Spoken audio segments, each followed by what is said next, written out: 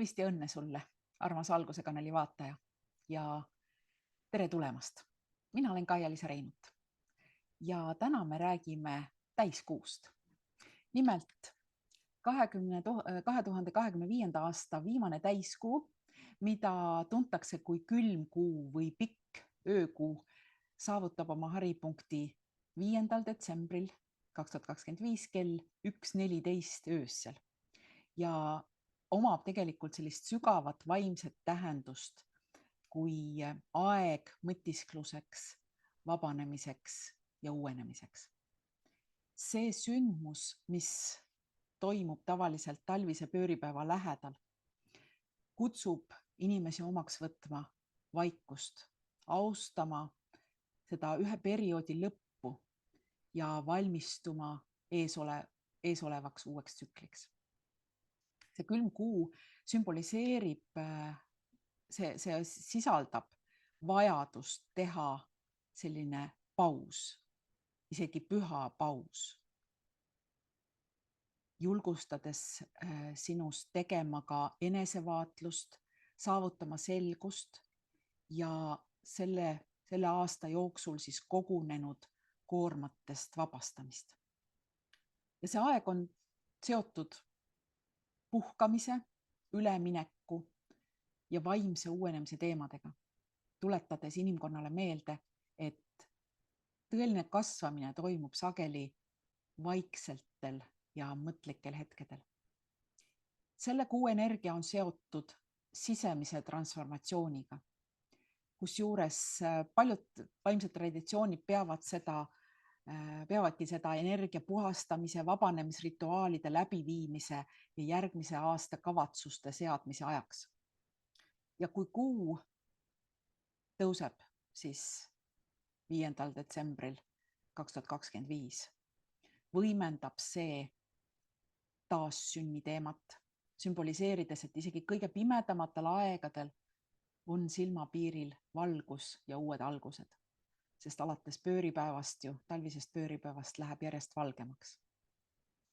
Ja seekordne täiskuu on siis kaksikute tähemärgis, mis rõhutab omakorda suhtlemist, vaimset selgust ja eelkõige julgust rääkida omaenda tõde. Ja see periood tegelikult seab vaimsele teekonnale ka intellektuaalse ja emotsionaalse aususe sellise kihi juurde. Ja need teemad, milleks valmistumine toimus novembris, mis olid olemas novembri täiskuu ajal eriti, tulevad nüüd järjest valjemini esile ja kõik, millele sa siis tähelepanu ei pööranud, on vajalik, hädavajalik läbi teha, puhastada enne, kui me jõuame talvisesse pööripäeva. Ja sel aastal on siis mis on selle täiskuu siis tähendus? Külm kuu saabub aasta lõpupoole siis, kui ilm on tegelikult juba jahedaks muutunud ja mõnes kohas on meil hakanud juba lund sadama. Tundub, et oleks nagu talv, kuigi ametlikult talv saabub ju alles pööripäeval. Ja mõnikord täiskuu on siis enne pööripäeva, mõnikord pärast pööripäeva, oleneb aasta ajast, see on kuidas kunagi meie praeguse kalendri järgi. Ma loodan, et see muutub lähiajal. Aga selle kuu, täiskuu siis, tuletab meelde, et mõnikord ei ole tõeline vägi vaid tegutsemises. Mõnikord on tõeline vägi suuta olla vaikuses, suuta olla järjepidevuses ja suuta olla pühendunud oma eesmärkidele. Mis on sinu eesmärk? Mis on sinu elu eesmärk? Kui sa ei tea seda, siis soovitan osaleda minu internetikursusel, mis on sinu elu eesmärk ja sa saad selle teada. Ja sellel täiskuu ajal on üks eesmärkidest näiteks ollagi selles vaikuses ja nii-öelda see on see praktiline aeg uuenemiseks, taas pühendumiseks oma eesmärkidele, oma sisemistele väärtustele, oma rahutundele, mis iganes teil selle tunde tekitavad. Ja jah, aga kuna kaksikute tähemärki valitseb Merkuur, mille üks selline või märksõnadeks on suhtlemine, uudishimu, kohanemisvõime ja nii edasi, siis see energia on tegelikult päris kerge, kiire ja uudishimulik. Ja see on ühest küljest nagu selline meeldiv kontrast talve raskusele, sest selle külma täiskuu ajal võite te tunda tegelikult inspiratsiooni siduda taas kinni lahtised otsad, ühenduda taas nende inimestega, kellest te olete eemaldunud või lahti lasta vanadest lugudest, mida sinu peas sa lased rääkida järjest ja järjest, uuesti ja uuesti. Sest need vanad lood ei peegelda enam seda, kes sina oled. Ja kokkuvõtvalt selle külma kuu energia ongi pühendumus, rahu, heaolu, rahulikkus, tugevus, sisemine tugevus, selline sisemine vägi, vastupanuvõime, mõtisklus ja ka vabastamine.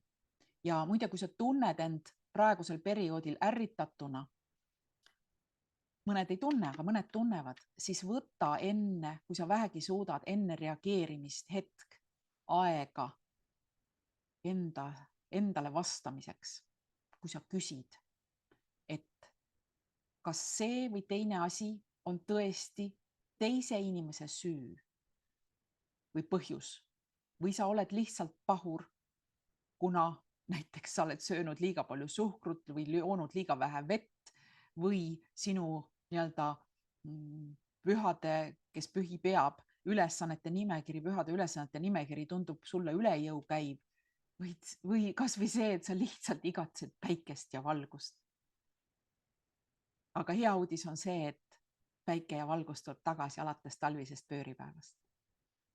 Ja mis kõige tähtsam, see periood võib tõesti olla sulle väga hea aeg osaleda selle täiskuu seleniidi kaugteraapias, selles vabastavas rituaalis, mis me läbi teeme.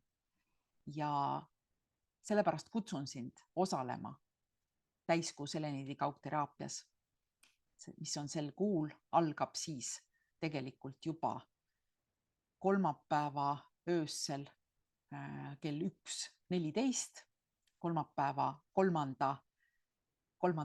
detsembri öösel 1:14 või kõige võimsam on ta siis 5. detsembri öösel 1:14 ja see kaugteraapia siis lõpeb sulle allalaadimiseks 8. detsembril kell 1:14 öösel. Ehk siis see periood 3. kuni 8. detsembrini, mõlemad kuupäevad siis 1:14 öösel, on see aeg, mil sa saad vastu võtta seda seleniidi kaugteraapiat, et teha läbi see vabastav rituaal, mis on ülivajalik. Ma ei jõua seda ära nii-öelda rõhutada, kui vajalik see on. Ja selleks saad sa registreeruda sellele kaugteraapia seansile www.kaialiisa.com/kaugseansid. Ja sealt saad ka täpsed juhised, kuidas seda kõike teha. Nii et ilusat päeva sulle ja kohtume juba seleniidi kaugteraapia seansil ja valguse kanalil. Kohtumiseni!